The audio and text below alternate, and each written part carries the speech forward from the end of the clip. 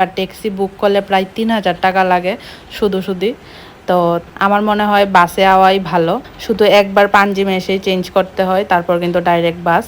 আর সমুদ্রের মধ্যে গেলে সমুদ্রের যে সানসেট ভিউটা, এটা তো অসাধারণ লাগে, কি বলবো। আমরা প্রত্যেক দিনই সানসেট ভিউটা অনেক এনজয় করেছি।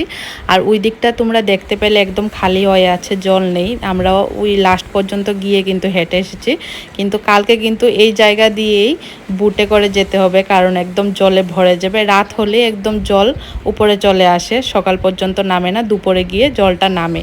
যার জন্য সকালে যখন আমরা বেরোবো তখন কিন্তু আমরা বুটে করেই ঘুরতে যাব।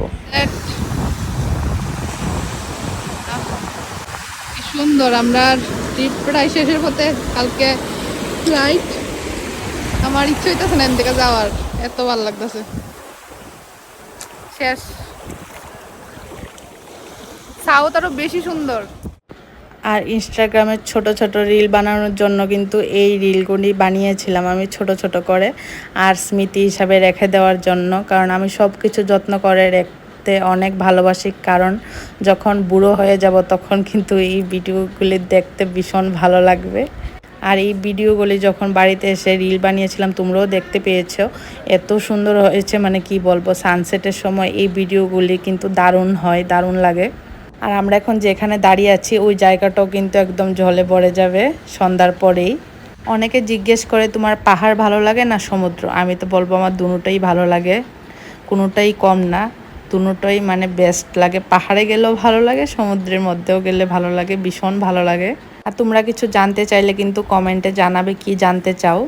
দেখো আমার হাজবেন্ড কি করছে। কালে কালে ওইটা ইডিনি ভাইরাল লিগা না, বড়টা শিপ্রাশান্তে বড়, শামুকটাও বড়। এটা একটা ছোট, এটা হইলো অরজিৎ দেব, বড়ি। আর দিব তোমার।